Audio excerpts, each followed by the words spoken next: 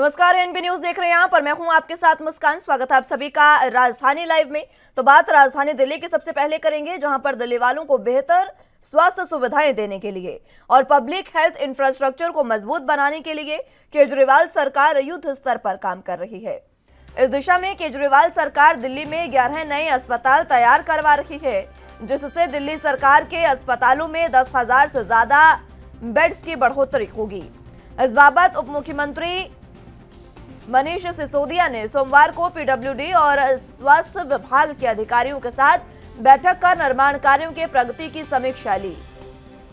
उप मुख्यमंत्री ने अधिकारियों को निर्देश देते हुए कहा कि इन सभी निर्माण कार्यों को समय रहते पूरा किया जाए और यहां क्वालिटी के सभी मानकों का पालन सुनिश्चित किया जाए। उन्होंने कहा कि केजरीवाल सरकार का उद्देश्य अपने सभी नागरिकों को बेहतर स्वास्थ्य सुविधाएं देना है। इस दिशा में दिल्ली में सरकार द्वारा तैयार किए जा रहे नए अस्पताल मील का पत्थर साबित होंगे और हमारे हेल्थ रिसोर्सेज को बढ़ाने का काम करेंगे।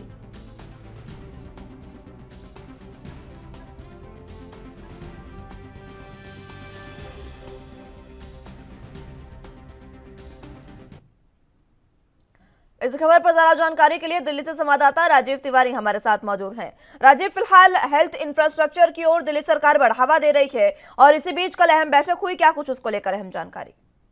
देखिए, बिल्कुल सही कहा आपने। यहाँ पर बात करें दिल्ली सरकार की, तो दिल्ली सरकार स्वास्थ्य के क्षेत्र के अंदर काफी बड़ी कोशिश करती हुई नजर आ रही है। और यहाँ तक कि अब जिस तरीके से कल पीडब्ल्यूडी और स्वास्थ्य विभाग के अधिकारियों के साथ मनीष सिसोदिया की समीक्षा बैठक हुई, उसके अंदर एक रणनीति बनाई गई कि समय रहते हुए दिल्ली के अंदर जो 11 अस्पतालों के अंदर काम चल रहा है वो समय रहते हुए पूरा कर लिया जाए, नहीं तो उसके लिए कहीं ना कहीं अधिकारियों को ही शायद पनिशमेंट किया जा सकता है। क्योंकि अधिकार बात करें स्वास्थ्य विभाग की, तो स्वास्थ्य विभाग की तरफ से मनीष सिसोदिया जो है वो सख्ती से पालन करते हुए नजर आ रहे हैं और 2023 तक इन अस्पतालों को पूरा कंप्लीट कर लिया जाएगा। मगर यहाँ पर बात करें 4 ऐसे अस्पताल होंगे इन 11 अस्पतालों में से जो आधुनिक तौर पर बनाए गए हैं, यानी कि इनके अंदर आईसीयू बेडों की बात करें या फिर बेडों की संख्या बात करें, लगभग कह सकते हैं 6,800 से ज्यादा बेड जो है वो इसके अस्पताल के अंदर यानी आधुनिक अस्पतालों के अंदर मौजूद रहेंगे और हर तरीके की सुविधाएं रहेंगी। मगर दिल्ली सरकार की बात करें तो दिल्ली सरकार स्वास्थ्य के लेकर लगातार जनता के लिए सुविधाएं पहुंचाने की कोशिश कर रही है और इसी को लेकर अरविंद केजरीवाल की बात करें या फिर मनीष सिसोदिया की बात करें, दोनों ही तरफों से कहीं ना कहीं ये कोशिश की जा रही है कि समय रहते हुए 11 अस्पतालों को कंप्लीट किया जाए। और कब तक के लिए ये समय निर्धारित किया गया है, कितना समय दिया गया है राजीव, और कौन सा वो समय है जिसमें ये जो अस्पताल है वो पूरे होंगे? देखिए, बिल्कुल सही कहा आपने। यहाँ पर बात करें कौन सा है वो समय है, यानी 2023 तक इसको कंप्लीट करने की बात की जा रही है और लगातार ये भी कोशिश की जाए कि 23 से पहले ही इन अस्पतालों को कंप्लीट कर लिया जाए। यानी कि अगर किसी अस्पताल की समय सीमा मई तक है तो वो मई के अंदर पूरा होगा और किसी की जून तक है तो वो जून के अंदर पूरा होगा। मतलब 11 अस्पतालों को कैसे 2023 तक कंप्लीट करना होगा। या अगर बात करें इसके अंदर सुविधाओं की, तो सुविधाएं बहुत ज्यादा बढ़ाने की कोशिश की जा रही है, बेडों की संख्या भी बढ़ाने की कोशिश की जा रही है। मनीष सिसोदिया ने जिस तरीके से समीक्षा बैठक की, उस समीक्षा बैठक में क्या कुछ खास रहा? देखिए, समीक्षा बैठक की बात करें तो समीक्षा बैठक की के अंदर लगातार ये कोशिश की गई कि समय रहते हुए अस्पतालों को पूरा किया जाए और जिन अस्पतालों के अंदर अगर थोड़ी बहुत कमी है या फिर बेडों की संख्या कमी है या बेड नहीं बन पाए हैं उनको भी पूरा किया जाए। अगर किसी अस्पताल के अंदर कह सकते हैं सुविधाएं पूरी नहीं हो पाती है या किसी कमी रहती है तो उसको जल्दी से जल्दी पूरा किया जाए। मगर यहाँ पर जिस तरीके से स्वास्थ्य विभाग के अंदर यानी कि क्या है, जनता के लिए सुविधाएं पहुंचाने की कोशिश की जा रही है और यहाँ तक कि दिल्ली के अंदर 12 मोहल्ला क्लिनिक और खोलने जा रहे हैं और उसके बाद में कह सकते हैं 52 जो है मोहल्ला क्लिनिक जो है वो और बनाए जाएंगे। यानी कि दिल्ली के अंदर स्वास्थ्य को लेकर दिल्ली सरकार जो है वो सतर्क है और कहीं ना कहीं जनता के लिए सुविधाएं। ये 11 अस्पताल कहाँ कहाँ बन रहे हैं लंबे समय से, क्योंकि इनकी दरकार थी, कौन कौन से एरिया को कवर करेंगे ये अस्पताल? देखिए, बिल्कुल सही बताया। यहाँ पर बात करें अस्पतालों की, तो अस्पताल की बात करें तो शालीमार बाग की बात करें या फिर मादीपुर की बात करें या फिर कैसे पश्चिम बिहार की बात करें, लगातार कहीं ना कहीं पूरी दिल्ली के अंदर 11 अस्पताल जो है वो बनाने की कोशिश की जा रही है और 4 अस्पताल जो है वो आधुनिक तौर पर बनाए जा रहे हैं। यानी कि उसके अंदर हर तरीके की सुविधाएं मौजूद रहेंगी। यहाँ तक की बात करें टेस्टिंग की, तो लगभग कह सकते हैं दिल्ली के सरकारी अस्पतालों की बात करें या फिर मोहल्ला क्लिनिक की बात करें, वहां पर 212 टेस्ट जो ऐसे हैं जो फ्री किए जाते हैं। यानी कि लोगों के लिए कहीं ना कहीं कोशिश की जाती है कि लोगों के जो चेकअप है वो समय रहते हुए किया जाए और जो इलाज है वो समय पर ही मिल सके। मगर देखना होगा कि 11 अस्पताल जो है वो समय रहते पूरे होंगे या नहीं होंगे। मगर भाजपा की बात करें तो भाजपा बिल्कुल कहती हुई नजर आ रही है कि आम आदमी पार्टी ने अभी तक एक भी अस्पताल जो है वो नहीं बनाया है। मगर जिस तरीके से 11 अस्पतालों की पूरी समीक्षा बैठक के अंदर पूरी रणनीति बनाई गई और 11 अस्पतालों को 2023 तक के लिए कहीं ना कहीं कंप्लीट करने की बात की जा रही है, तो उससे साफ जाहिर है कहीं ना कहीं दिल्ली की जनता को सुविधाएं मिलती हुई नजर आएंगी। जी दिल्ली की जनता को इन अस्पतालों से सुविधाएं तो मिलते नजर आएंगी, लेकिन जिस तरीके से लंबे समय से इन अस्पतालों को दरकार इनकी थी, क्योंकि स्वास्थ्य को लेकर बढ़ावा सरकार दे रही है, इस बीच कितनी लागत इन पर आई है इन अस्पतालों को लेकर और हेल्थ इंफ्रास्ट्रक्चर को लेकर, क्योंकि केजरीवाल सरकार लगातार सक्रिय है। समीक्षा बैठक में क्या यहाँ की गुणवत्ता की जांच की गई? देखिए बिल्कुल सही कहा आपने। यहाँ पर बात करें अस्पतालों की गुणवत्ता की तो वो बिल्कुल की जा रही है और लगातार ये दोनों चीजें जो यानी गुणवत्ता की बात करें या फिर किसी चीज की कमी ना हो, ये भी चीज गौर करें तो यहाँ पर अरविंद केजरीवाल और मनीष सिसोदिया खुद दोनों ही इसके ऊपर कहीं ना कहीं अपनी निगाहें बना के बैठे हुए हैं। और यहाँ तक कि मनीष सिसोदिया की बात करें तो मनीष सिसोदिया के हाथ में स्वास्थ्य विभाग भी है, तो कहीं ना कहीं उसके लेकर भी कोई भी जोखिम नहीं उठाना चाहते हैं और दिल्ली की जनता को बाकी काफी हद तक जो है सुविधाएं पहुंचाने की कोशिश की जा रही है। मगर कहीं ना कहीं आरोप प्रत्यारोप के साथ साथ कहीं ना कहीं जनता का कसते रुझान जो है वो आम आदमी पार्टी की तरफ देखने को मिल रहा है। ठीक है राजीव, बहुत शुक्रिया आपका हमारे साथ जुड़ने के लिए और तमाम अहम जानकारी हम तक पहुंचाने के लिए। तो खबरों में आगे बढ़ते हैं। उत्तर प्रदेश में कल से विधानसभा का मानसून सत्र शुरू हुआ, लेकिन मानसून सत्र के पहले ही दिन कार्यवाही स्थगित हो गई। दरअसल अखिलेश यादव की अगुवाई में समाजवादी पार्टी ने योगी सरकार को महंगाई, बेरोजगारी जैसे मुद्दों पर घेरने की रणनीति तैयार कर ली है और विधानसभा तक पार्टी के विधायकों के साथ पैदल मार्च उन्होंने किया और पैदल मार्च करते हुए वह विधानसभा गए, जिसके बाद पुलिस ने उन्हें वहीं पर रोक लिया, जिसके बाद अखिलेश यादव अपने कार्यकर्ताओं के साथ धरने पर बैठ गए और इसी कारण विधानसभा स्थगित कर दी गई। तो वहीं आज विधानसभा का दूसरा दिन है और आज भी विधानसभा हंगामेदार रहने की उम्मीद जताई जा रही है।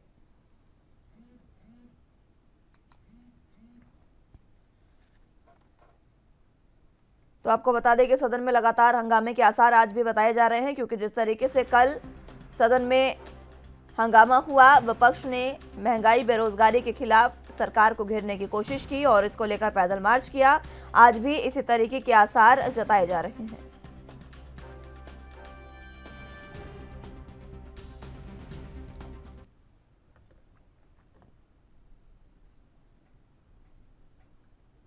इस खबर पर ज्यादा जानकारी के लिए लखनऊ से संवाददाता जितेंद्र चौहान हमारे साथ मौजूद हैं। जितेंद्र, फिलहाल कल का मानसून सत्र का जो पहला दिन रहा वो काफी हंगामेदार रहा और उसके दौरान कार्यवाही को पूरे तरीके से आज तक के लिए स्थगित किया गया था। आज दूसरा दिन है और आज भी इसी तरीके के हंगामे की आशंका जताई जा रही है। देखिए, बिल्कुल जाहिर सी बात है कि आज विधानसभा सत्र के दूसरे दिन की कार्रवाई होगी और कहीं ना कहीं कल जिस तरह से पहले दिन विपक्ष ने हंगामा किया, उत्तर प्रदेश के कई मुद्दों को लेकर, बेरोजगारी का मुद्दा हो, चाहे वो तमाम और शिक्षा का हो, चिकित्सा का हो, ऐसे मुद्दे हो जिसको लेकर समाजवादी पार्टी के राष्ट्रीय अध्यक्ष नेता विपक्ष अपने विधायकों और एमएलसी के साथ विधानसभा आना चाह रहे थे पैदल मार्च के माध्यम से, लेकिन पुलिस ने उनको पहले ही रोक दिया। हालांकि विधायक अरविंद गिरी के निधन के बाद साफ तौर पे जो विधानसभा है वो पहले दिन शोक सभा होने के बाद वो स्थगित हो गई थी, लेकिन ये जरूर कहा जा सकता है कि आज भी दूसरे दिन की तरह की तस्वीरें सामने नजर आएगी और विपक्ष हंगामा करता नजर आएगा और पूरे आसार दिखाई दे रहे हैं। आज विधानमंडल के मानसून सत्र का दूसरा दिन है और कहीं ना कहीं आज औपचारिक जो अध्यादेश है, अधिसूचना है, उसके नियमों को सदन पर रखा जाएगा।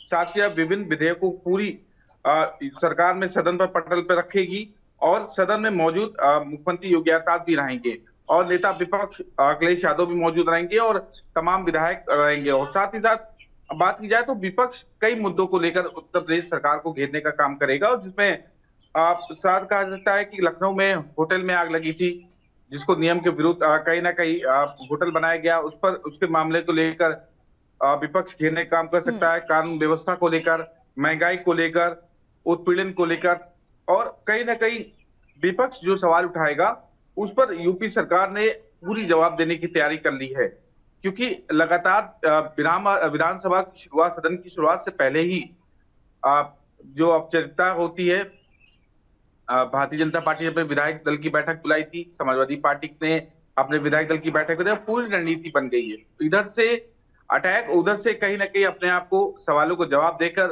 रोकने का काम करेगा भारतीय जनता पार्टी उत्तर प्रदेश की योगी सरकार। और कहीं ना कहीं हर मुद्दे को लेकर उत्तर प्रदेश सरकार जवाब देने को तैयार है, और विपक्ष भी पूरी तरह से, क्योंकि कल समाजवादी पार्टी ने प्रदर्शन किया चौधरी चरण की प्रतिमा पर, कांग्रेस ने भी प्रदर्शन किया, और कहीं ना कहीं सबके अपने अपने मुद्दे अलग अलग हैं। और कहीं ना कहीं बहुजन समाज पार्टी की बात की जाए तो कानून व्यवस्था का मुद्दा लेकर चल रही है, ऑलरेडी किसानों को मुद्दे को लेकर चल रही है। तो समाजवादी पार्टी महंगाई, बेरोजगारी, चिकित्सा, शिक्षा, कानून व्यवस्था, इन सब को मुद्दे को लेकर चलेगा, और आसार पूरे हैं कि आज भी सदन में दूसरे दिन भी हंगामा होगा।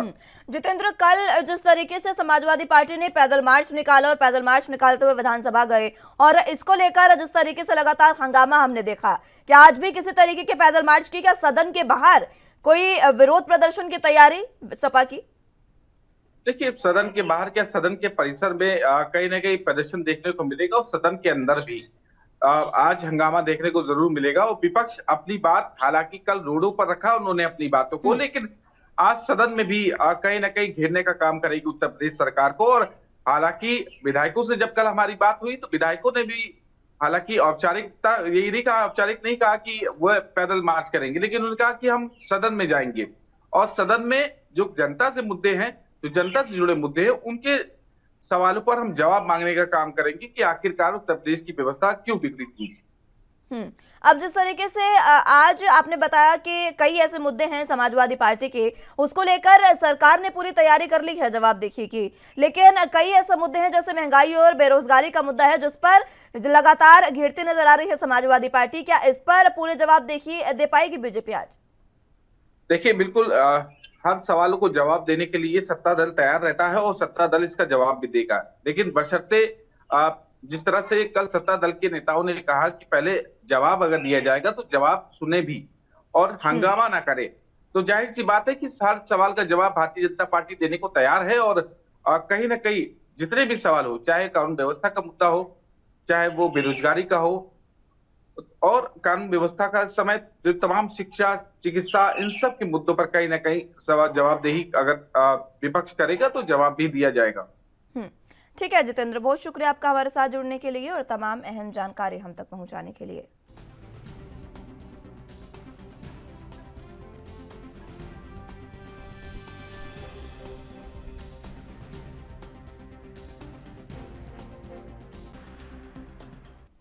पंजाब के पूर्व मुख्यमंत्री कैप्टन अमरिंदर सिंह ने भारतीय जनता पार्टी का दामन थाम लिया है। इसी के साथ कैप्टन अमरिंदर ने अपनी पार्टी पंजाब लोक कांग्रेस को भी भारतीय जनता पार्टी में विलय कर दिया है। मंत्री नरेंद्र सिंह तोमर और किरण रिजिजू ने उनको बीजेपी में शामिल करवाया और सदस्यता दिलाई। अमरिंदर के साथ साथ उनके कई सहयोगी भी बीजेपी में शामिल हुए हैं। बीजेपी में शामिल होने के बाद अमरिंदर सिंह ने बताया कि उन्होंने अपने समर्थकों से चर्चा की थी। इसमें तय हुआ कि पंजाब का कोई भविष्य देखना है तो बीजेपी के साथ विलय करना चाहिए। उन्होंने कहा कि हमारी और बीजेपी की विचारधारा एक ही है। अमरिंदर ने आगे कहा कि पंजाब में मैंने 52 साल से राजनीति की है। बॉर्डर स्टेट होने की वजह से ये काफी सेंसिटिव राज्य है। पिछले 4 से 5 साल में ड्रोन काफी आए हैं। पिछली बार किलोमीटर तक, अब तो 40 किलोमीटर तक ड्रोन आ रहे हैं, जिससे असलाह, ड्रग्स आ रहे हैं।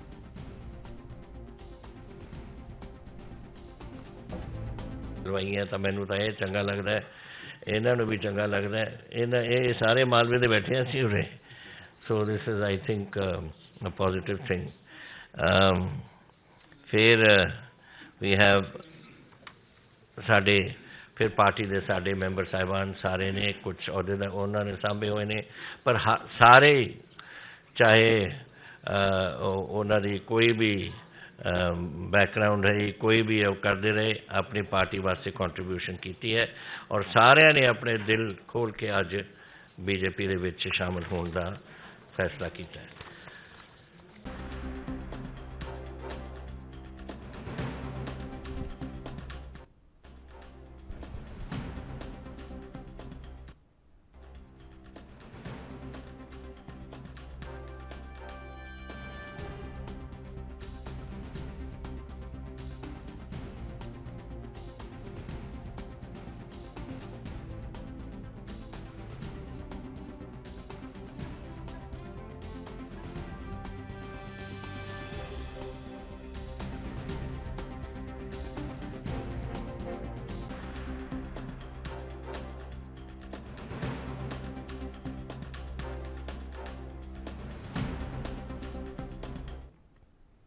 इस खबर पर ज्यादा जानकारी के लिए चंडीगढ़ से संवाददाता अमित कुमार हमारे साथ मौजूद हैं।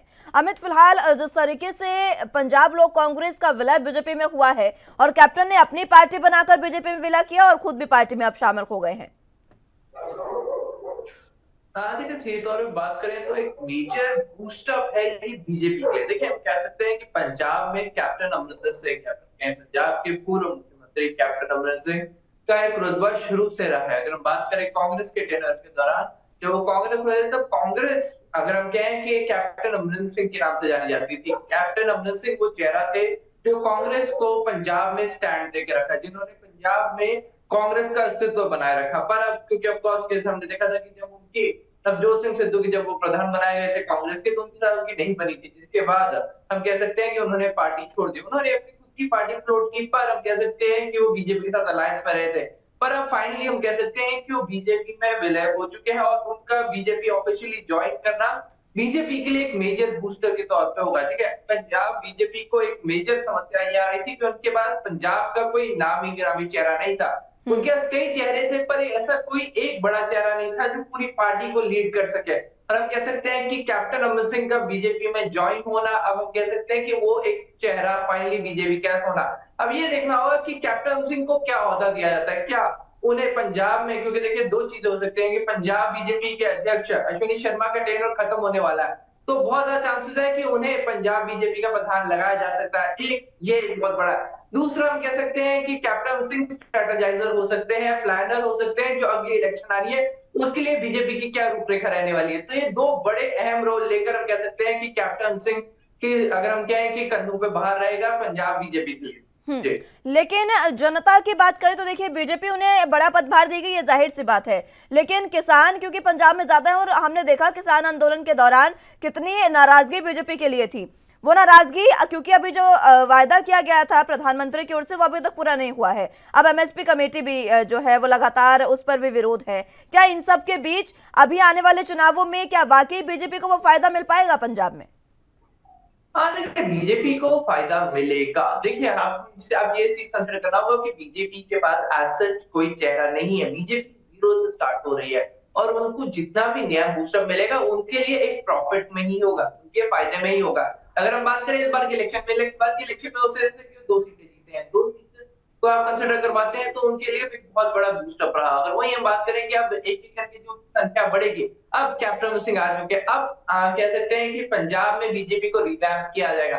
अब पंजाब बीजेपी उन सब चेहरों को कंट्रोल करेगी जो उनका ज्वाइन है। देखिए, आप कह सकते हैं कि सिद्धू उनकी पार्टी में ज्वाइन कर सकते हैं। हम कहेंगे पहले ही, अगर हम कहें बीजेपी ज्वाइन कर चुके हैं, कैप्टन सिंह पहले उनका अच्छा नाता रहा है, लगातार काम करते रहे। हम राणा सोढी की बात कर ले, वो भी कांग्रेस से बीजेपी में है। उसके बाद उनका राजकुमार वेद का, केवल ढिल्लों, ऐसे कई नामी चेहरे हैं।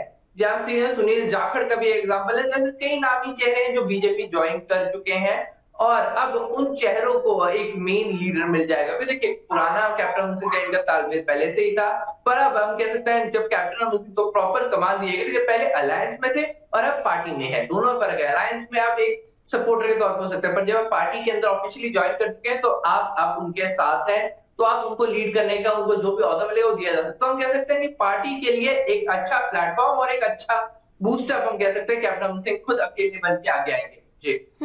अब जिस तरीके से कैप्टन ने पार्टी तो ज्वाइन कर ली है, इसको लेकर बीजेपी को बूस्टअप मिलना वाजिब सी बात है। लेकिन क्या आम आदमी पार्टी का जो अभी विधानसभा चुनावों में हमने देखा, उनका जो एक चढ़ाई आम आदमी पार्टी की कह सकते हैं थी पूरे तरीके से, क्या उसको कम कर पाएगी बीजेपी अगर उनको बूस्टअप मिलता है तो?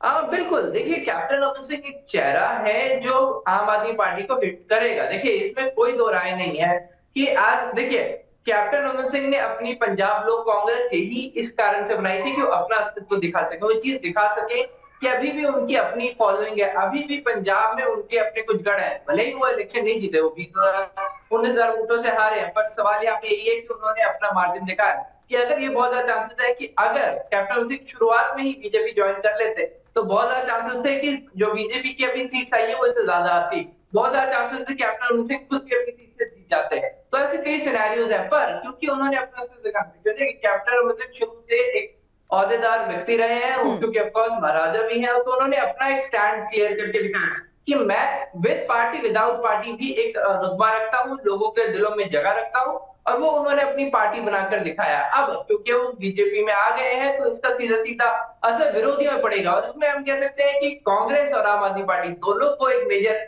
हिट लगेगी कि जो सपोर्ट कैप्टन अमरिंदर सिंह के चेहरे से हम कह सकते हैं पहले कांग्रेस को मिलती थी, वो सीधे तौर पे खत्म हो जाएगी। और वही अब बात करें कि आम आदमी जिनकी सरकार है, तो अब बेसिक तौर पे हम कह सकते हैं असली आक्रामकता कैप्टन अमरिंदर सिंह दिखा पाए। क्यों? देखिए, सरकार चला चुके हैं, मुख्यमंत्री रह चुके हैं, तो उन्हें हर एक गांव पेज ऑलरेडी पता है। और ऑफकोर्स सेंटर से शुरू से आप देखें, कैप्टन अमरिंदर सिंह की सेंटर सरकार से हमेशा ही अच्छी बनी है, चाहे वो किसी भी सरकार में रहे हो, सेंटर से उनकी अच्छी बनती रही है, तो इस चीज का फायदा हमेशा उठाते रहे हैं। तो अब क्योंकि वो अब सीधा कह सकते हैं विपक्ष में आ जाएंगे, ऑफकोर्स एक्टिवली इतना नहीं आएंगे, पर जितना भी आज बीजेपी के प्लेटफॉर्म पे वो आएंगे तो आम आदमी के लिए मुश्किलें जरूर बढ़ती रहेंगी।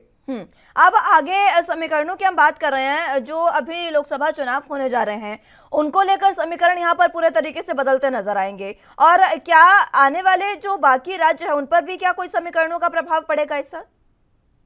अरे कैप्टन अमरिंदर सिंह का अगर हम कहें बीजेपी ज्वाइन करना, अगर हम कहें कि जैसे दिल्ली में उन्होंने ज्वाइन किया, उससे हम कहते हैं दूसरे राज्यों में असर पड़ेगा।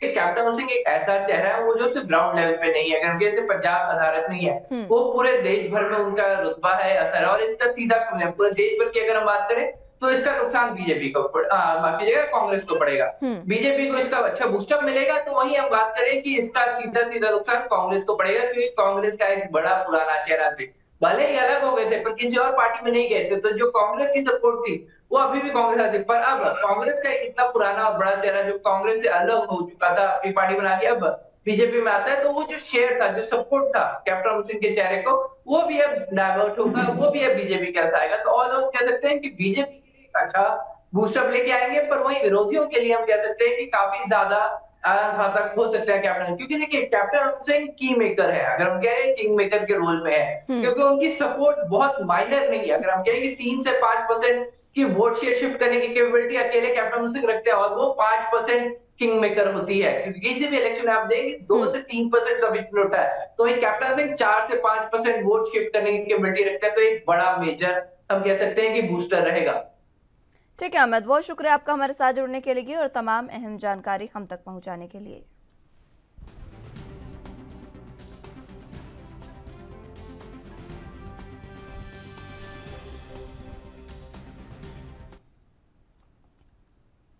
चलिए तो खबरों में आगे बढ़ते हैं।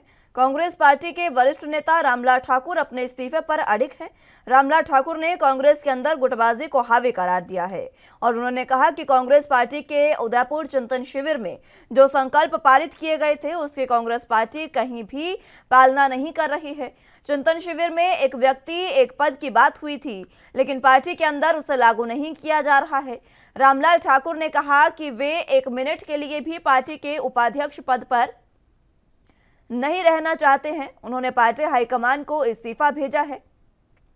रामलाल ठाकुर ने कहा कि हिमाचल प्रदेश कांग्रेस पार्टी में गुटबाजी बहुत ज्यादा हावी हो गई है। अपने अपने चहेतों को रेवड़ियों के तरह पद बांटे जा रहे हैं। व्यक्ति का क्या बैकग्राउंड है, पद देने से पहले इस पर छानबीन की जानी चाहिए, तभी नियुक्ति होनी चाहिए। लोग कांग्रेस पार्टी को जिताना तो चाहते हैं, लेकिन कांग्रेस पार्टी खुद ही हारने का काम कर रही है।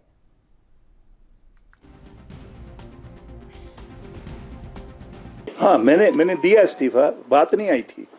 मैंने जिस टाइम मैंने प्रेस को गया, मैं 1 घंटे के अंदर अंदर मैंने जो है वो अखिल भारतीय कांग्रेस कमेटी की अध्यक्षा को, यहाँ तक कि वीनू गोपाल जी को भी मैंने लिखा है, अध्यक्षा जी को भी लिखा है कि मैं हिमाचल प्रदेश के जो वाइस प्रेसिडेंट मेरे को बनाया है, मैं वाइस प्रेसिडेंट नहीं रहना चाहता। क्यों नहीं रहना चाहता? देखो, पहली चीज तो यह है कि जो चिंतन शिविर हुआ था राजस्थान में, उसमें डिटेल में डिस्कस हुआ था ये, और ये कहा गया था कि जो पुराने जो पदाधिकारी है, कई सालों से चले हैं, उनको किनारे हट के नौजवानों को मौका देना चाहिए। कहना चाहूँगा कितना टाइम हो गया, किसी ने उसके ऊपर पूरे हिंदुस्तान में अमल नहीं किया।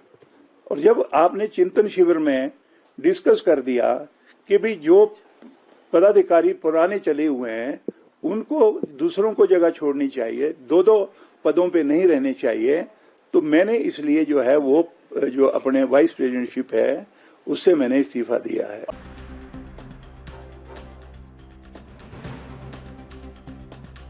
इस खबर पर ज्यादा जानकारी के लिए हिमाचल प्रदेश से ब्यूरो चीफ टीना ठाकुर हमारे साथ मौजूद हैं। टीना जी, फिलहाल रामलाल ठाकुर जिस तरीके से लगातार अपने इस्तीफे को लेकर अडिग हैं और वो इस बात से नहीं मुकर रहे हैं, इस्तीफा उन्होंने दे दिया है और वो उन्होंने ये भी कहा कि पार्टी में इस समय गुटबाजी बहुत ज्यादा है। जी बिल्कुल, रामलाल ठाकुर के जो ये इस्तीफा है और उनका जो कल का बयान है वो साफ करता है कि कांग्रेस में कलेश बहुत ज्यादा है और जो अंतर कलह और गुटबाजी है उससे कांग्रेस अगर पार नहीं पाती है तो काफी मुश्किलों का सामना जो है आने वाले विधानसभा चुनाव में उनको करना पड़ सकता है।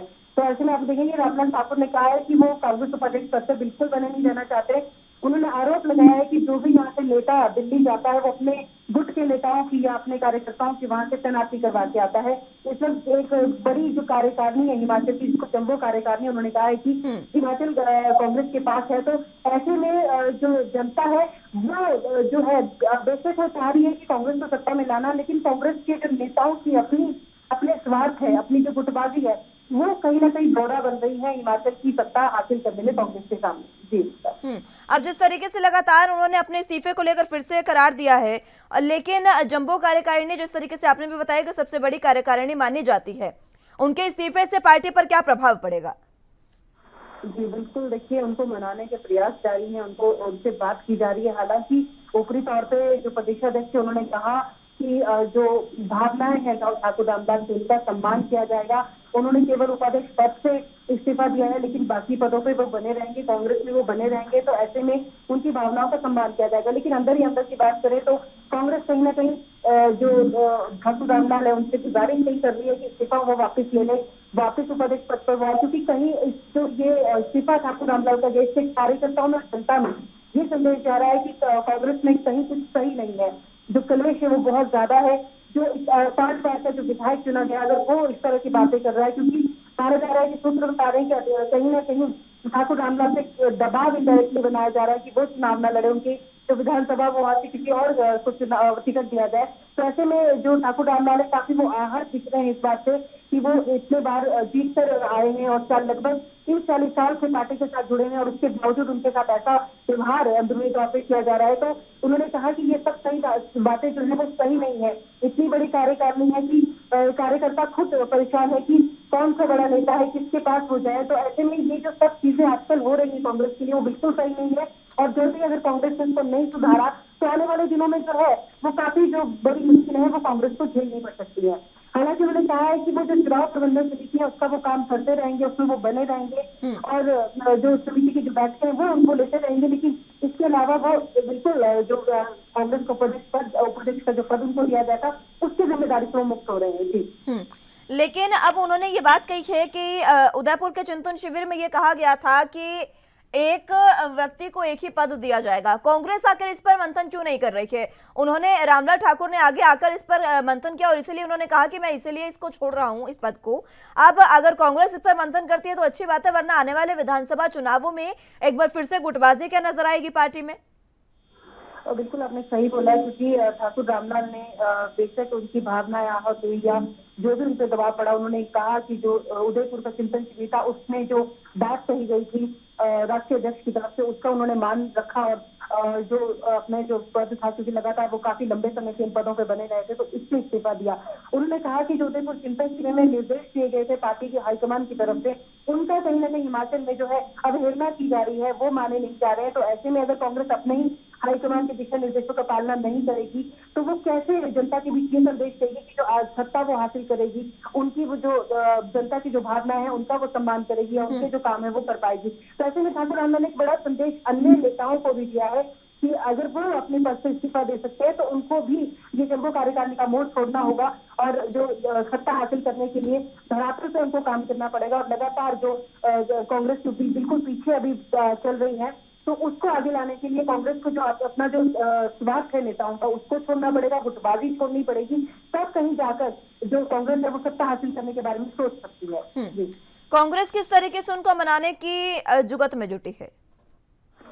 जी देखिए, कांग्रेस की तरफ से ये कहा जा रहा है कि जो ठाकुर रामलाल है वो जो बाकी पद है चुनाव प्रबंधन समिति का उनके पास एक प्रमुख जिम्मा है, तो वो लगातार जो कार्यकर्ता हैं उनकी बैठकें वो लेंगे और उनको सत्ता में वापस आने के लिए कांग्रेस को जो है वो जरूर मदद करेंगे। लेकिन अंदरूनी तौर पर कांग्रेस कहीं ना कहीं उनको मना रही है कि वो अपना इस्तीफा वापस ले, कांग्रेस का जो पद उन्हें दिया गया था उसके ऊपर वो वापिस आए और जो कार्यकर्ता उनके बीच संदेश है कि पार्टी में सब कुछ सही है।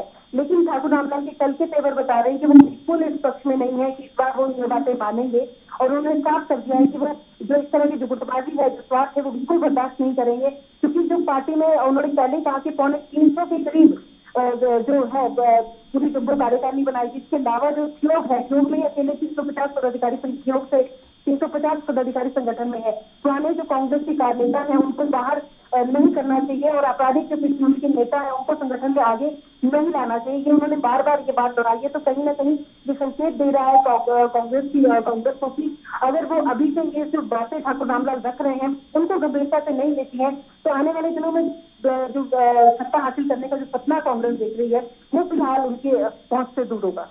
सपना तो कांग्रेस देख रही है, लेकिन अपने नेताओं को एकजुट रखने की कोशिश नहीं कर रही है, ये देखा जा रहा है।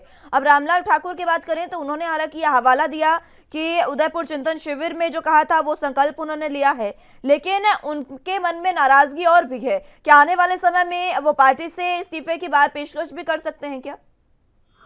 वैसे उन्होंने फिलहाल इन अटकलों पे विराम लगाया। उन्होंने कहा है कि मैं पार्टी से लगभग 40 साल से जुड़ा हुआ हूँ, विभिन्न पदों पर मैंने काम किया है और मैं अभी भी चाहता हूं कि अगर हाईकमान नहीं चाहती कि मैं चुनाव लड़ूं, मैं नहीं लड़ूंगा, लेकिन एक कांग्रेस के सच्चे सिपाही के तौर पे कांग्रेस को सत्ता में लाने के लिए तमाम प्रयास मैं करूंगा। और उन्होंने कहा है कि जो अगर यहाँ के बड़े नेताओं को लगता है कि वो भी सीएम पद की दौड़ में, तो ऐसा नहीं है। हालांकि उन्होंने इस बात को बिल्कुल जोर देकर कहा कि कांग्रेस विधायक रही है कि वो चुनाव से पहले कभी भी सीएम पद का चेहरा घोषित नहीं करती है। केवल पिछले चुनाव में राहुल गांधी ने स्वर्गीय वीरभद्र सिंह को मुख्यमंत्री का चेहरा घोषित किया था, लेकिन उन्होंने इस बात पे जोर दिया है कि अभी भी कांग्रेस की ये रिवायत कायम रखनी चाहिए। मुख्यमंत्री पद का जो चेहरा है उसको अभी नहीं घोषित करना चाहिए। जब चुनाव जीत जाएंगे, जब बहुमत में आ जाएंगे, तो विधायक खुद तय करें कि उनको किसको मुख्यमंत्री का चेहरा उनको बनाना है। तो ये आप देखेंगे कि लगातार ये जो छोटी छोटी चीजें हैं वो रख रहे हैं कि ये घातक है में कांग्रेस के लिए, क्योंकि उन्होंने बार बार कहा है कि 4 नेता ऐसे हैं कांग्रेस में जो अपने आप को मुख्यमंत्री पद पर दावेदार वो बता रहे हैं, उस दौड़ में वो दौड़ रहे हैं। तो ऐसे में इसका जो खामियाजा है वो सीधा कांग्रेस पार्टी को बड़े तौर पर भुगतना पड़ेगा। ठीक है टीना जी, बहुत शुक्रिया आपका हमारे साथ जुड़ने के लिए और तमाम अहम जानकारी हम तक पहुंचाने के लिए। मुख्यमंत्री भूपेश बघेल भेंट मुलाकात कार्यक्रम के अंतर्गत आज बालोद के दौरे पर रहेंगे। आपको बता दें कि आज उनके दौरे में भेंट मुलाकात कार्यक्रम होगा, जिसके बाद वो कई परियोजनाओं का लोकार्पण और शिलान्यास भी करेंगे। मुख्यमंत्री भूपेश बघेल भेंट मुलाकात कार्यक्रम के अंतर्गत आज बालोद जिले के संजारी बालोद विधानसभा क्षेत्र के ग्राम गुरूर और जगन्नाथपुर में आम जनता से मुलाकात कर उनकी मांगों और समस्याओं पर सुनवाई करेंगे और इसके साथ साथ शासकीय योजनाओं और कार्यक्रमों के संबंध में उनसे फीडबैक भी लेंगे। मुख्यमंत्री बालोद में आयोजित रोड शो में शामिल होंगे और वहां विभिन्न समाज और संगठन के प्रतिनिधियों से मुलाकात करेंगे। कार्यक्रम के अनुसार मुख्यमंत्री 20 सितंबर को सुबह 10 बजे से 11:30 बजे तक दिल्ली राजहरा में अधिकारियों की बैठक लेकर शासकीय योजनाओं और कार्यक्रमों की स्थिति की समीक्षा करेंगे, जिसके बाद विभिन्न विकास कार्यों का शिलान्यास और लोकार्पण किया जाएगा।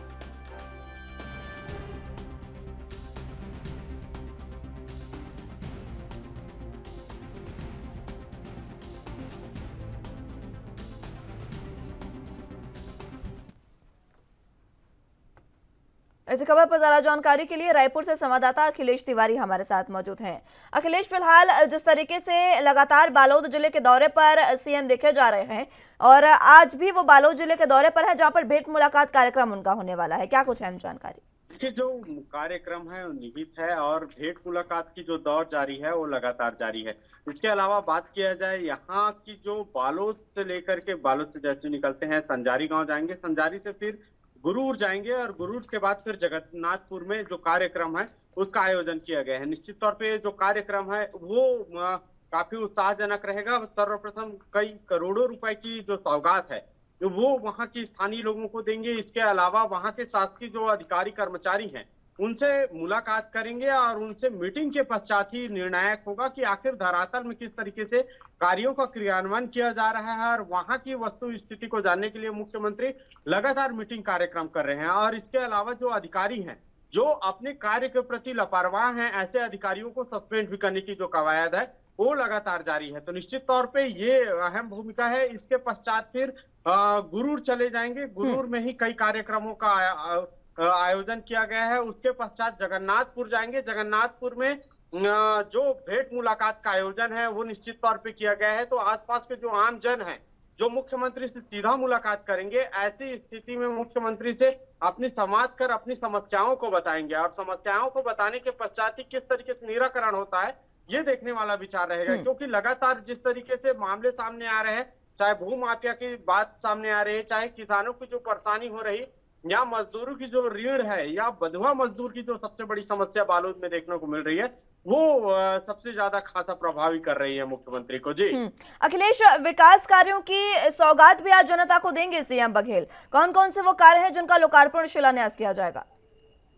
देखिए, आज के जो कार्यक्रम है और जो लोकार्पण होना है, जिसके लिए जो शिलान्यास किया जाना है, खास तौर से वहां की शिक्षा व्यवस्था को लेकर के लोकार्पण किया जाना है। पॉलिटेक्निक कॉलेज तो खुल ही गया है, लेकिन वहां के कन्या महाविद्यालय को लेकर के भी आज बात चल रही थी। इसके अलावा निर्णायक के जो स्वरोजगार की योजना होनी चाहिए, उद्योगों को जो लगाव होने चाहिए, खासतौर से गृह उद्योग को लिए फोकस होनी चाहिए, उसके ऊपर भी फोकस किया जा रहा है। इसके अलावा जो सामुदायिक स्वास्थ्य केंद्र है, 20 बिस्तरों वाला जो सामुदायिक स्वास्थ्य केंद्र है, उसका भी शिलान्यास किया जाएगा।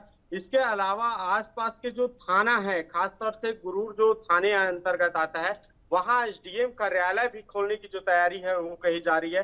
तो लगातार जिस तरीके से वहां स्थानीय लोगों की जो समस्याएं लगातार बनी रही है और लोग जो प्रशासन है वो आम जन से पूछ करके ही इस तरीके से निर्णायक फैसले लिए हैं जो मुख्यमंत्री के पटल पे गए हैं, उसका तमाम जो कार्य है उनका शिलान्यास किया जाएगा। पल्लवी जी ठीक है अखिलेश, बहुत शुक्रिया आपका हमारे साथ जुड़ने के लिए और तमाम अहम जानकारी हम तक पहुंचाने के लिए।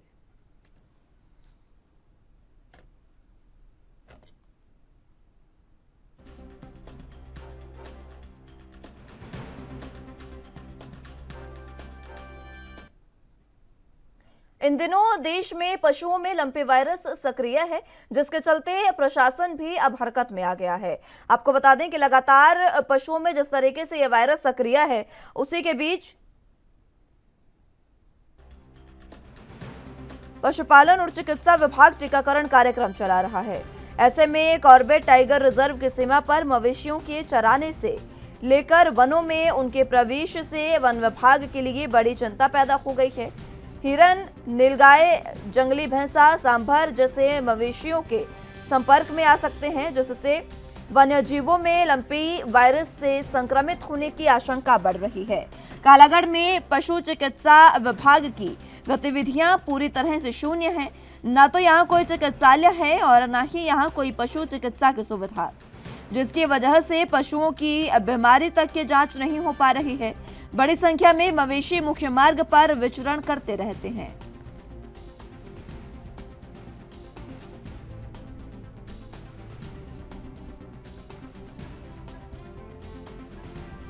इस खबर पर ज्यादा जानकारी के लिए रामनगर से संवाददाता कैफ खान हमारे साथ मौजूद है। कैफ, फिलहाल जिस तरीके से लगातार पशुओं की सक्रियता बढ़ती जा रही है कॉर्बेट टाइगर रिजर्व की सीमा पर, क्या कुछ अहम जानकारी? जी मुस्कान, मैं बताना चाहूंगा कि लंपी वायरस को लेकर कॉर्बेट टाइगर रिजर्व अलर्ट पर है। कॉर्बेट टाइगर रिजर्व की वन्य जीवों की सुरक्षा को लेकर वन विभाग ने चिंता में है। वनों की सीमा पर मवेशियों के संपर्क में आने से बचाने को लेकर वन विभाग ने अधिकारियों को दिशा निर्देश दिए हैं, जिसके चलते पशुपालन व चिकित्सा विभाग से टीकाकरण कार्यक्रम चला रहा है। ऐसे में कॉर्बेट टाइगर रिजर्व की सीमा पर मवेशियों के चलने से लेकर वनों से उनके प्रवेश से वन विभाग के लिए बड़ी चिंता पैदा हो रही है। हिरन, नीलगाय, जंगली भैंसा, सांभर आदि वन्य जीव जल्द मवेशियों के संपर्क में आते हैं, जिससे वन्य जीवों में लंपी वायरस से संक्रमित होने की आशंका बढ़ रही है।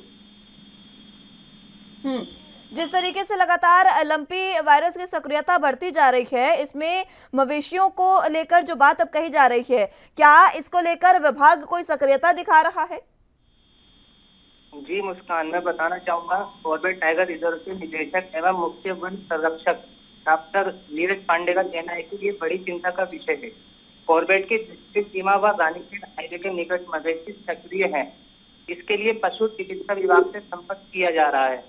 सीमा पर जगह जगह शिविर लगाकर मवेशियों के स्वास्थ्य की जांच कर टीकाकरण कराया जाएगा। बाघ को भी हो सकता है खतरा इससे। कॉर्बेट टाइगर रिजर्व में तैनात वरिष्ठ वैज्ञानिक डॉक्टर शाह बिलाल का कहना है कि संक्रमित मवेशी की लार से चारे में मलमूत्र से भूमि पर संक्रमण फैलता है। वन्य जीव हिरन, चीतल, सांबर आदि प्रमुख इन मवेशियों के संपर्क में आ सकते हैं। यही बाघ का भोजन है। यदि ये वायरस वन्य जीवों में आया तो बाघ को भी खतरा पैदा होने की आशंका है। कॉर्बेट टाइगर के जो खतरा पैदा होने की आशंका है उसको लेकर स्वास्थ्य विभाग किस तरीके से सक्रिय है? जी, कॉर्बेट टाइगर के पशु चिकित्सा अधिकारी डॉक्टर दुष्यंत कुमार शर्मा का कहना है कि अभी वन्य जीवों में इस वायरस का मामला नहीं मिला है, फिर भी सावधानी बरती जा रही है। साधन नहीं होने के कारण मवेशियों के स्वास्थ्य की जांच नहीं। कोटद्वार के पशु चिकित्सा अधिकारी डॉक्टर BM गुप्ता ने बताया कि कालागढ़ कोटद्वार से दूर है। संसाधनों के अभाव में टीम कालागढ़ नहीं पहुंच पा रही है, जिसकी वजह से कालागढ़ के मवेशियों के स्वास्थ्य की जांच व टीकाकरण नहीं हो पा रहा है। अब टीकाकरण नहीं हो पा रहा है तो उसके लेके क्या जो एक रास्ता है, जो हल है वो निकाला गया है? इन मवेशियों को दूर रखने के लिए क्या कुछ कर रहा है विभाग? जी, मवेशियों को जगह जगह जो है एक कैंप लगाए जा रहे हैं, जिसके द्वारा जितनी ये मवेशी जो चरते हैं कॉर्बेट सीमा के आसपास में, उनके लिए टीकाकरण का और उनकी सभी प्रकार की जांचें की जा रही हैं। ठीक है, क्या बहुत शुक्रिया आपका हमारे साथ जुड़ने के लिए और तमाम अहम जानकारी हम तक पहुंचाने के लिए।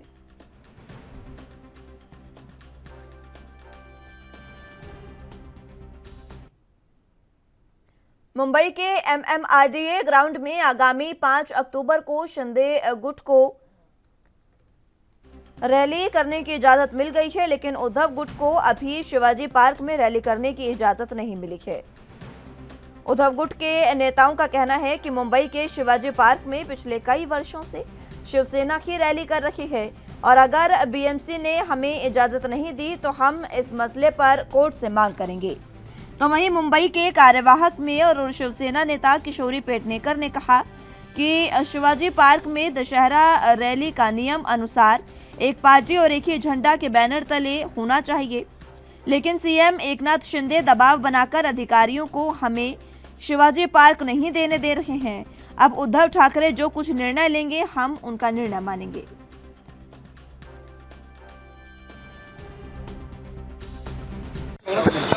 शिवाजी पार्क के लिए शिवसेना पक्ष प्रमुख आदरणीय उद्धव जी के नेतृत्व में शिवसेना का जो दसरा सम्मेलन जो होता है दशहरा का, वो हर साल की तरह इस साल भी होगा।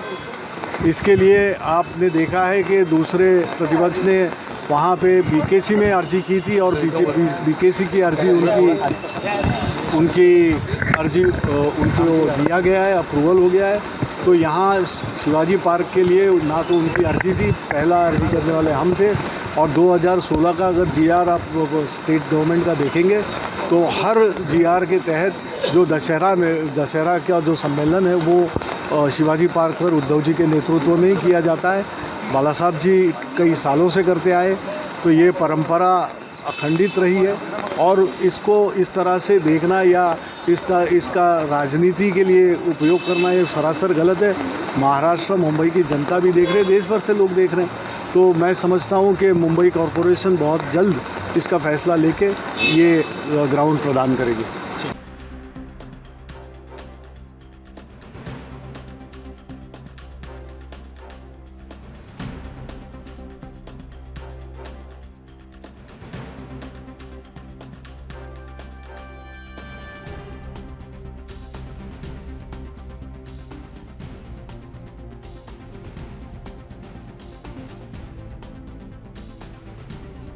लेकिन उद्धव गुट को अभी शिवाजी पार्क में रैली करने की इजाजत नहीं मिली है, जिसके कारण एक बार फिर से दोनों गुटों में तनाव बढ़ गया है।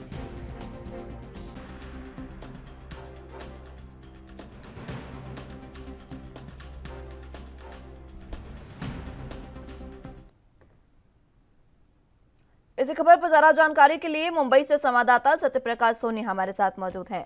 सत्यप्रकाश, फिलहाल जिस तरीके से ये रैली का जो मसला इस समय मुंबई में चल रहा है, दोनों की ओर से, दोनों गुटों की ओर से जो एक अर्जी लगाई गई थी, अब शिंदे गुट जो है उनको अर्जी उनके पूरे तरीके से मान ली गई है, जिसको लेकर उद्धव गुट अब नाराज दिखाई दे रहा है। बिल्कुल मुस्कान जी, महाराष्ट्र के शिवाजी मैदान में शिवसेना द्वारा दशहरा रैली को लेकर लगातार रार मचा हुआ है। हालांकि एक नाथ शिंदे गुट उन्हें जो है बीजेपी ने रैली करने की परमिशन दे दी गई है, लेकिन शिवसेना को, यानी कि उद्धव ठाकरे की शिवसेना को शिवाजी मैदान में दशहरा की रैली करने की परमिशन अभी तक नहीं दी गई है। इसको लेकर राजनीतिक सियासत में हलचल है, क्योंकि शरद पवार जैसे बड़े नेता ने भी इस पर सवाल उठाया है और ये कहा है कि एक नाथ शिंदे को शिवाजी मैदान में रैली करने का कोई अधिकार नहीं है। इस बीच मुंबई की पूर्व महापौर किशोरी पेडनेकर ने एक नाथ शिंदे पर सवाल खड़ा करते हुए यह बताया है कि एक नाथ शिंदे बीएमसी पर दबाव बना रही है, जिससे उद्धव ठाकरे को दशहरा रैली करने की परमिशन न दी जाए। को लेकर लगातार नेता अपनी बात रख रहे हैं और ये बता रहे हैं कि किस तरह से एक नाथ शिंदे की सरकार लगातार बीएमसी पर दबाव बना रही है कि उद्धव ठाकरे सेना को दशहरा रैली करने की परमिशन न दी जाए। तो इस तरह का आरोप एक नाथ शिंदे के ऊपर लगाया गया। जी, अब एक नाथ शिंदे के ऊपर इस तरीके के जो आरोप लगाए गए हैं, कितनी सच्चाई इनमें नजर आ रही है? क्योंकि किशोरी पेडनेकर ने भी कहा और तमाम जो उद्धव गुट के सांसद हैं वो कह रहे हैं कि लगातार ये आरोप जो है वो लगे हैं कि शिंदे गुट जो है वो बीएमसी के अधिकारियों पर आरोप लगा रहा है। कितनी सच्चाई इन आरोपों में लगती है? इस पर बीएमसी का कोई जवाब? देखिए, सच्चाई का अंदेशा इसी बात से लगाया जा सकता है कि मुंबई में महानगर पालिका शिवसेना के सत्ते में है।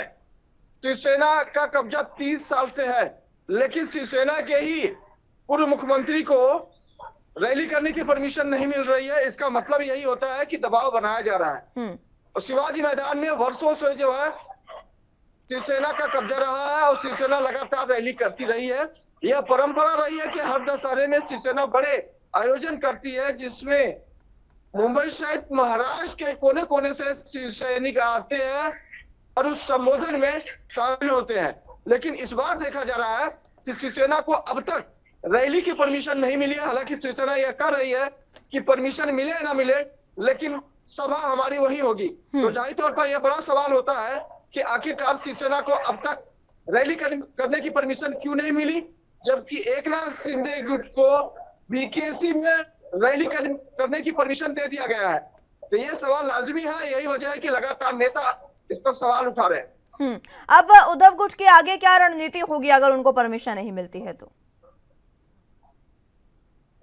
देखिए, उद्धव गुट की तरफ से कहा गया है अगर बीएमसी द्वारा परमिशन उन्हें नहीं मिलती है तो वह कोर्ट का रुख करेंगे, कोर्ट से परमिशन मांगेंगे और रैली करेंगे। इसके बावजूद भी शिवसेना की तमाम तैयारियां जो है चल रही है और कार्यकर्ताओं को बताया जा रहा है कि किस तरह से एक नाथ शिंदे गुट लगातार उन पर दबाव बनाने की कोशिश कर रहा है, लेकिन इस दबाव से वह झुकने वाले नहीं है। उनकी सभा शिवाजी मैदान में ही होगी, जिसके लिए सभी शिव सैनिक तैयार रहे। क्या शिंदे गुट की ओर से या बीजेपी की ओर से कोई बयान इस पर सामने आया, क्योंकि उन पर आरोप लगे हैं? देखिए, शिंदे गुट और बीजेपी की तरफ से कोई बयान नहीं आया है, लेकिन यह साफ दिखाई दे रहा है कि किस तरह से लगातार एक नाथ शिंदे की शिवसेना और उद्धव ठाकरे की शिवसेना दो गुटों में बढ़कर अपने अपने काम को अंजाम दे रही है। मुंबई पुलिस के लिए बड़ी चुनौती है कि अगर दोनों गुट एक साथ होते हैं तो जरूर विवाद हो जाएगा। तो मुंबई गुट जो है विवाद नहीं चाहता है। मुंबई पुलिस लगातार कोशिश कर रही है कि निर्विवाद जो है दोनों की रैलियां संपन्न हो जाए। यही वजह है कि एक बीकेसी में परमिशन दी गई है, तो दूसरे के लिए अभी सोचा विचारा जा रहा है कि किस तरह से उद्धव ठाकरे को यह परमिशन दिया जाए या नहीं दिया जाए। लेकिन उद्धव गुट पूरी तरह से तैयार है, लेकिन इस पूरे मामले में बीजेपी की तरफ से या फिर एक नाथ शिंदे गुट की तरफ से कोई बयान नहीं आया है, चुप्पी साधे हुए है। क्या बीएमसी की ओर से कोई बयान? क्योंकि बीएमसी को सफाई देना इसमें जरूरी है। बीएमसी के बयान पर सबकी निगाहें होगी कि आखिर क्यों अभी तक जो परमिशन है वो नहीं दी गई है। बिल्कुल, देखिए बीएमसी की तरफ से कुछ कहा नहीं जा रहा है, लेकिन बीएमसी अधिकारी लगातार शिवसेना के तमाम बड़े नेताओं को यह बता रहे हैं कि उनके ऊपर दबाव बनाया जा रहा है परमिशन नहीं देने का। तो इसलिए इस तरह की जो है स्थिति बनी हुई है। फिलहाल शिवसेना की तरफ से कहा जा रहा है कि कितना भी दबाव बनाए, लेकिन उनकी सभा तो शिवाजी मैदान में ही होगी, क्योंकि बाला साहब ठाकरे ने जब से राजनीति की शुरुआत की थी तब से जो है यह रैली शिवसेना ही संबोधित करती है। ऐसे में एकनाथ शिंदे को कोई अधिकार नहीं है कि वो शिवाजी मैदान में रैली को संबोधित करे या फिर सभा ले। अब जिस तरीके से परमिशन नहीं मिल पा रही है, कोर्ट का रुख करेंगे। तमाम उद्धव गुट के जो नेता सांसद हैं वो कह रहे हैं कि कोर्ट का रुख करेंगे। इस बीच क्या उद्धव ठाकरे का कोई बयान सामने आया? क्योंकि लगातार जिस तरीके से लंबे समय से जहां पर रैली करते आ रहे हैं उद्धव ठाकरे, वहां पर अब उन्हें परमिशन नहीं मिल रही है। देखिए, बिल्कुल उद्धव ठाकरे का यही कहना है कि हमारा ये प्रतीक और परंपरा रही है कि हम रैली जो है दशहरे के मौके पर करते हैं और हर साल करते हैं। ऐसे में सरकार बदल गई तो क्या हुआ, लेकिन हम रैली हमारी उसी जगह होगी और हमारी ऐसी धरोहर है। ऐसे में उन्हें कोई रोक नहीं सकता, रैली होगी तो वहीं होगी। इसको लेकर बाकायदे पूरी तैयारी चल रही है। पद की राय भी मिल जा सकती है, क्योंकि शिवसेना लगातार कोशिश कर रही है कि इसके बाद यह रैली संपन्न किया जाए, इसलिए पद की राय लेने की तैयारी चल रही है। अब सत्य प्रकाश, जिस तरीके से शिवाजी पार्क में रैली की बात चल रही है, शिवाजी पार्क का इतिहास क्या है, क्या नाता है उसका उद्धव गुट से, ये विस्तार से बताएं। बिल्कुल मुस्कान जी, देखिए शिवाजी पार्क का नाता जो है शिवसेना से जुड़ा हुआ है। शिवसेना की शुरुआत शिवाजी पार्क से शुरू हुई है। अब ऐसे में बाला साहब ठाकरे जब थे तब हर कार्यक्रम को जो है शिवाजी पार्क में करते थे। राजनीति की शुरुआत की अगर बात करें तो राजनीति की शुरुआत बाला साहब ठाकरे ने शिवाजी पार्क से किया था। ऐसे में जब शिवसेना और भारतीय जनता पार्टी की सरकार बनी थी उस वक्त शपथ ग्रहण समारोह भी शिवाजी पार्क में रखा गया था। तो कहीं न कहीं शिवसेना का नाता जो है शिवाजी पार्क से रहा है। यही वजह है कि शिवसेना इस नाते को तोड़ना नहीं चाहती, इस परंपरा को तोड़ना नहीं चाहती। इस वजह से लगातार शिवसेना कोशिश कर रही है कि ज्यादा से ज्यादा कार्यकर्ता जो है शिवाजी पार्क से जुड़े और रैली में शामिल हो, क्योंकि जब संबोधन करेंगे तो आने वाले मुंबई महानगर पालिका चुनाव जो है उनका मेन लक्ष्य होगा। इसी लक्ष्य को हासिल करने के लिए दोनों गुटों में जो है कहीं कहीं रार हुआ है, और लेकिन यह रार जो है मुंबई महानगर पालिका ने एक हद तक जो है खत्म कर दिया है, क्योंकि बीजेपी ने एकनाथ शिंदे को परमिशन दे दी गई है। अब रही बात शिवाजी मैदान की, तो शिवाजी मैदान को लेकर अभी भी असमंजस की स्थिति बनी हुई है कि आखिरकार उद्धव ठाकरे को शिवाजी पार्क में रैली करने की परमिशन मिलेगी या नहीं मिलेगी। आने वाले जो चुनाव है उसी के मद्देनजर ये अंदाजा लगाया जा सकता है कि शिवसेना गुट की ओर से एक दबाव बनाया जा रहा है अधिकारियों पर कि उनको रैली की परमिशन ना दी जाए, क्योंकि अगर रैली होती है तो कहीं ना कहीं जनाधार उनका एक बार फिर से बढ़ेगा। बिल्कुल, देखिए ये तो अस्तित्व की लड़ाई चल रही है, क्योंकि एकनाथ शिंदे गुट कहते हैं कि 2/3 से ज्यादा कार्यकर्ता पदाधिकारी एमपी एमएलए उनके पास है। शिवसेना यह कहती है कि हमारे शिवसैनिक हमारे साथ है। तो ये अस्तित्व की लड़ाई है। मुंबई महानगर पालिका का चुनाव भी सामने है, तो जाहिर तौर पर एक तरफ ये भी समझा जा रहा है कि दोनों पार्टियां जो है दशहरा रैली की आड़ में शक्ति प्रदर्शन करने की तैयारी में है। यही वजह है कि लोगों को जो है पूरी छूट दी जानी चाहिए, पूरी मौका मिलना चाहिए, इस तरह की स्थिति पैदा करना चाहते हैं। हालांकि एकनाथ शिंदे को तो यह मौका जरूर दे दिया गया है, लेकिन उद्धव ठाकरे गुट को अभी भी जो है कहीं न कहीं बीएमसी और मुंबई पुलिस की तरफ देखना पड़ रहा है, क्योंकि अब तक परमिशन न तो मुंबई पुलिस ने दिया है, नहीं तो बीएमसी ने दिया है। ठीक है सत्य प्रकाश, बहुत शुक्रिया आपका हमारे साथ जुड़ने के लिए और तमाम अहम जानकारी हम तक पहुंचाने के लिए। फिलहाल के लिए राजधानी लाइव में मेरे साथ बस इतना ही। तमाम अहम खबरों के लिए आप देखते रहिए एएनबी न्यूज। नमस्कार।